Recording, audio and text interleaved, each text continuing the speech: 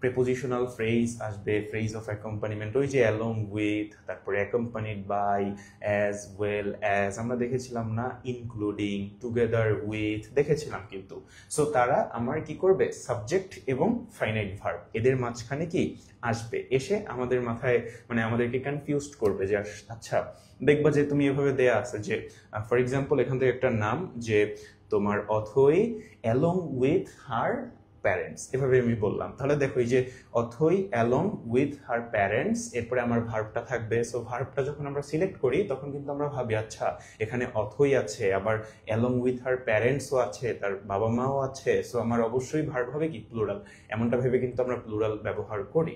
So এটা হবে না, আমার সাবজেক্ট অনুযায়ী, সাবজেক্ট যেটা সেটা কিন্তু কি আমাকে সিলেক্ট করতে হবে সাবজেক্ট হিসেবে, এবং ওইটা অনুযায়ী আমার ভার্বটাকে সিলেক্ট করতে হবে। এখানে দেখো সাবজেক্ট হলো দ্য কোয়ালিটি, এখানে অফ দ্য প্রোডাক্টস, এটা কিন্তু একটা কি প্রেপোজিশনাল ফ্রেজ, তাই তো? ডান। সো এখানে দ্য প্রোডাক্টস হলো কি, দেখো তোমার অফ দ্য প্রোডাক্টস হলো প্রেপোজিশনাল ফ্রেজ, এটা কিন্তু আমরা এর আগের ক্লাসে অনেকবার বলেছি এবং শিখেছি।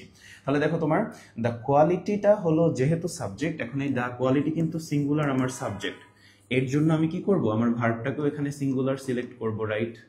সো যারা যারা বলেছো আর বা প্লুরাল ভার্ব তারা কিন্তু ভুল করেছো, হ্যাঁ, এটা করা যাবে না।